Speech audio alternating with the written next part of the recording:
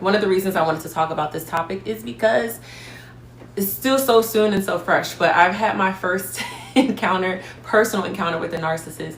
And it made me really humble myself because I've heard this term, and I will be really frank with you all. I was very judgmental. I always said, when I heard people talk about that or talk about how traumatic it can be, I always thought, how could you be so silly, or it couldn't be that serious. And then until you experience it, it really will humble you, because you realize that what we think narcissism is a lot deeper. So the goal for this conversation, and not that I have all the answers, I always like to preface it with that, I'm just really trying to figure out this life thing, and this is one of those things I've encountered. So I'm leaning on everyone else's experience and experts and things like that. That's why we have Dr. Ashley Elliott here.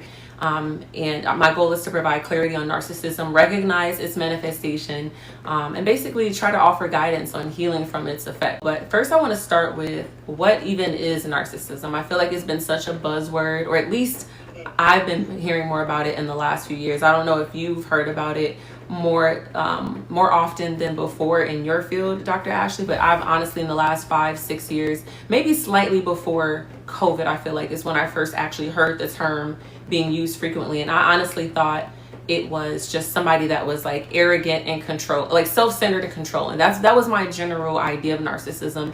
And that's why I think I oversimplified it or judged people that said that they were victims of it. And so I do want to start by defining it based on some of the research I've done, and then I want to hear from you, Dr. Ashley, and anybody else that wants to come up. But